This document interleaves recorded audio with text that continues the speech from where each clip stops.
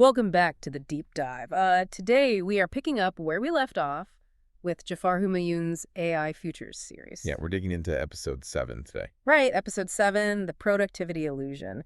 And I gotta say, this one sits right at that intersection of, wow, that's so cool, and wait, that's actually deeply concerning. Oh, absolutely. I mean, if you felt a little uneasy listening to our previous deep dive on the vanishing bridge, this one takes those concepts and really applies them directly to the economy you're living in right now. It definitely hit a nerve for me. But before we get into the heavy stuff, I want to establish the ground rules here, because Humayun starts with a disclaimer that is just, well, it's crucial. Right, especially with all the hype right now. Exactly. He says right up front, AI futures is not a forecast, it's a framework. And that distinction is everything. Hmm. A forecast tries to tell you, on November 12th, the stock market will do X. A framework is different. It's a tool for systemic analysis. It basically says, here are the mechanics of the machine. If you keep pulling these levers, this is exactly how the gears will turn. It's about understanding the physics of the economy, not like predicting the weather. Precisely.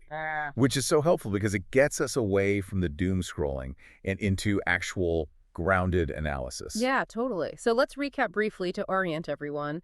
This follows our deep dive into episode 6, The Vanishing Bridge. Right, where we talked about the safety valve. Exactly. The core argument there was that unlike past industrial revolutions where tools extended humans, like a hammer extending your arm, Or a tractor replacing a plow. right, we are now moving to systems that bypass the human entirely. And that bypass mechanism is what leads us directly to the central thesis of today's focus. Humayoon introduces this really striking concept. He calls it the ghost in the graph. The ghost in the graph. It sounds like a cyberpunk novel, but he's talking about pure economics here. Break that down for us. Well, it refers to this specific phenomenon we're starting to see, where productivity metrics, things like GDP, corporate earnings, overall output efficiency, are just soaring. The line on the graph goes up and to the right. Exactly. The graph looks fantastic. But that line is disguising what he calls a hollowed-out participation layer. Meaning the chart looks incredibly healthy, but the number of actual humans needed to generate that chart is shrinking. Yes. And the mission of this deep dive is to examine that structural break. We are looking at the decoupling of economic output from human labor. Because for, what, the last 100 years? At least, the rule was always simple. If industry grows, jobs grow. They were inextricably linked. Humayoon is arguing that the link isn't just stretching anymore, it's snapping. Okay, so let's walk through exactly how this happened, because the source material doesn't actually start with the scary macroeconomic stuff. It starts with something I think a lot of us have felt recently, the amazement phase. Oh yeah, the seduction of efficiency. Right. It describes this almost magical feeling when you first onboard these AI tools. He uses the example of a legal contract. Which is a great example. Yeah, because in the old days, which was, literally 2022, an associate might spend 4 hours drafting a boilerplate contract. Reviewing clauses, checking templates. Exactly. And now the AI spits it out in 30 seconds. It's perfectly formatted. It's legally watertight. And your immediate reaction is just, this is incredible. I just saved 4 hours of my life. Exactly. Or the marketing example he gives. A team used to huddle for 3 days to get an ad campaign's copy just right. Brainstorming, drafting, revising. Yeah, and now the model generates 5 perfect variants in 5 minutes. Tested, targeted, tailored. You feel like you've been given a superpower. But here's where the illusion kicks in. Humayoon argues that we get so blinded by that initial speed that we completely miss the secondary effect. The secondary effect. Right, because the shift moves very quickly from doing more with the same team, which is the amazement phase, to doing more with no team. Wow. Yeah, this is the part of the text where the silence really sets in. It is. He describes it so vividly. It's not some dramatic firing squad or massive layoff announcement. It's quiet. Right. The freelance designer just isn't called for the next project. The junior data analyst is suddenly on extended leave. The training budget for the HR department just, evaporates. Because the underlying logic of the business has fundamentally shifted. Exactly. You don't need the extra help to do the work anymore. You just have enough. You have AI. And that concept of enough is really critical here. Humayun introduces a term that I definitely want to drill into, the saturation of sufficiency. Yes. the saturation of sufficiency. Break that down for us, because usually when people critique AI right now, they say the exact opposite. They say, well, it's not a genius. It's not Shakespeare. It's not a 20-year veteran McKinsey consultant. Sure, and that is a totally valid critique of the quality at the very top end. But the economic argument here is that the system doesn't need to be a genius. It doesn't need to outperform the absolute best human in the world. It only needs to cross the threshold of being sufficient to get the job done. It just needs to be good enough to ship. Exactly. Yeah. Good enough to sell. And here is the absolute kicker. It provides that sufficiency at a marginal cost that is effectively zero. Wow. So in a market that constantly optimizes for efficiency, exceptional but expensive starts to lose out very quickly to sufficient and cheap. That is a terrifying sort of race to the bottom, isn't it? If I'm a CEO and I can get B+ work for practically free or A+ work for 150 grand a year. The spreadsheet basically creates its own gravity at that point. Yeah. That's the mechanics of good enough.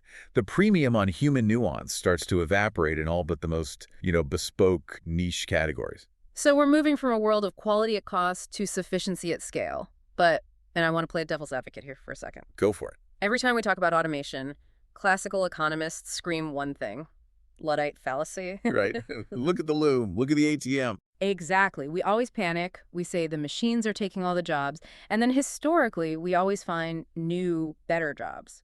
Why does Humayoon argue that this time is actually different? It's the standard defense for sure.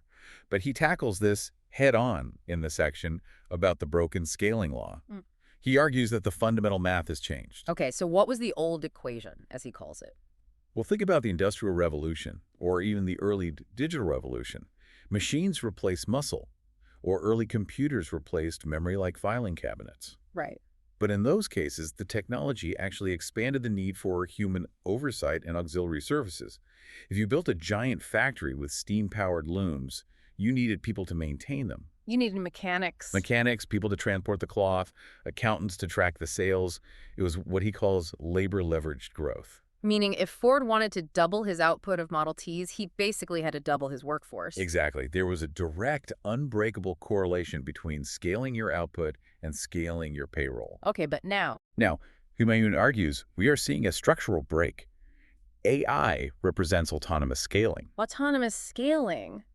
How is that functionally different from an automated factory? Because AI scales through compute power, not headcount. Ah, If you want to double the output of an AI model, say you want it to generate twice as much code or process twice as many legal documents, you don't hire 1,000 new junior developers. you just spin up another server. Exactly. You'd add more GPUs. The dependency on humans is completely bypassed. A single model, fine-tuned once on millions of documents, creates continuous value. Without an onboarding process. Right. It doesn't need sleep. It doesn't need a paycheck. It doesn't need health insurance. It just delivers. So we are moving from labor-leveraged growth to what he terms capital-intense intelligence. And that changes the incentive structure for companies fundamentally. How so? Well, if the marginal cost of intelligence keeps falling, meaning it just gets cheaper and cheaper to have a machine do the cognitive work, the incentive to hire humans for that work doesn't just weaken. It disappears. It effectively vanishes for massive swaths of the economy. It's not a moral failing on the part of the companies. It's just pure math. It's the logic of the system. Exactly. Yeah. And that math leads us directly to the part of the episode that honestly gave me a bit of a headache. The consumption paradox. Yeah, this is where we zoom out to the macro view. Because the economy is essentially a loop, right? Right. I make things, you pay me to make them, I take that paycheck and go buy the things you made. It's circular. Output requires buyers. It absolutely does. So the source asks this really simple but honestly devastating question. If businesses save billions of dollars by replacing their staff, who buys the products? That right there is the demand void. It is a massive structural friction point in the system that we really haven't solved for. Right? Think about it. If AI allows a company to generate 10 times the software or 10 times the content, that is fantastic for the supply side. Supply goes through the roof. But if the participation layer, which again is just a fancy systemic term for people with jobs and disposable income, if that layer contracts, you have a huge problem. You end up with what he calls a closed system of supply. Exactly. A state where productivity is surging, The graphs look amazing, the efficiency is unprecedented, Mm-hmm. but the traditional mechanism for distributing that value The paycheck. is completely bypassed. And the text makes a really careful point here to say we should avoid emotional language when looking at this. This isn't a betrayal. No, It's not that companies are being evil or malicious. right. No CEO is waking up in the morning thinking, I really want to collapse the consumer economy today. Right. They're just looking at their margins. They are thinking, I am facing intense competitive pressure. I need to operationalize efficiency to survive. But when every individual actor in the market makes that exact same logical decision to optimize their labor costs, The collective outcome is this massive demand void. spot on. It's the tragedy of the commons, but applied to consumer demand. Okay, but wait, let me challenge this one more time with standard economic theory. Because the other half of the Luddite argument is Joseph Schumpeter, creative destruction. Right. Old jobs die, like the buggy whip maker, and new, higher value jobs emerge, like the car mechanic or the highway engineer. Why does Humayoon argue that we might be looking at something entirely different this time? This is perhaps the most provocative part of the entire framework. He challenges creative destruction directly and suggests we are actually looking at something closer to structural redundancy. Structural redundancy. I mean, that sounds permanent. It implies that the human isn't just displaced to a new, better role, they are removed from the value loop entirely. And the reason comes down to the fundamental mechanism of how AI actually learns. Walk me through that. What's the difference? Think about the weaver during the Industrial Revolution. When the mechanical loom replaced the human weaver, the machine didn't learn how to weave by watching the human and absorbing their lifetime of experience. Right, it was just a dumb mechanical contraption doing a repetitive motion. Exactly. Yeah. But AI literally absorbs the training data of the professionals it replaces. Oh, wow. It bakes their collective expertise right into its own architecture. So it's not just doing the task, it has ingested the actual knowledge of how to do the task. Humayoon calls this ingested expertise. Yes. And this leads directly into what he calls the strategy fallacy. Right, because we always comfort ourselves by saying, okay, sure, the rote tasks will be automated, the data entry is gone, but the high-level thinkers, the strategists, the policy analysts, they are safe. Computers can't think strategically. We say it all the time. We say it to make ourselves feel better about the transition. But the framework argues that even those roles are facing extreme margin compression.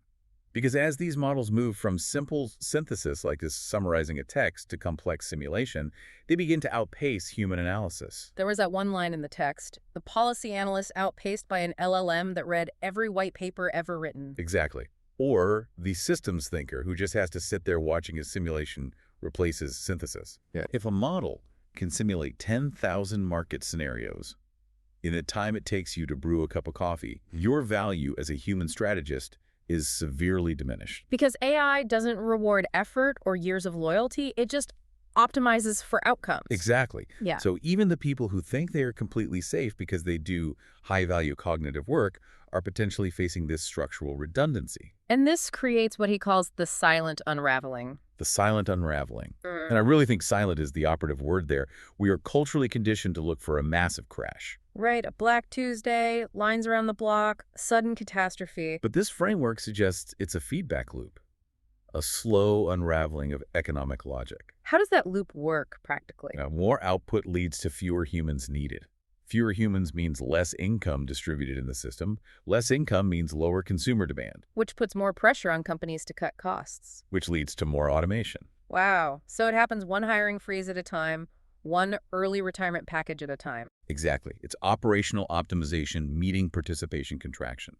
It's highly efficient, and it's very profitable in the short term, but underneath, it's hollowing out. Which brings us right back to that visual metaphor we started with, the ghost in the graph. Yes. Now that we've unpacked the actual mechanics, the saturation of sufficiency, the broken scaling law, the demand void, that image of the ghost feels so much heavier. It's the defining image of this economic transition. On one side of the ledger, you have the Wall Street graphs. Earnings are rising, deployment is successful, the technology absolutely works, the shareholders are thrilled. And on the other side, you have the ghost. The real world, Yeah. the physical economy. The cities get just a little bit quieter. Yeah. The commercial real estate sits empty. Right. Coffee shops thin out because there are just fewer office workers popping down for a latte at 2 p.m. The open-to-work banners on LinkedIn start to multiply.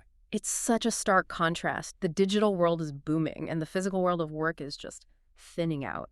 That's the gap between the metric of productivity and the reality of participation.